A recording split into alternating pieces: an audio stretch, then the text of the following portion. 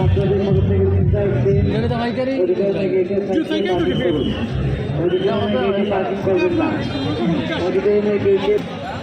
motorcycle চালক বাইরে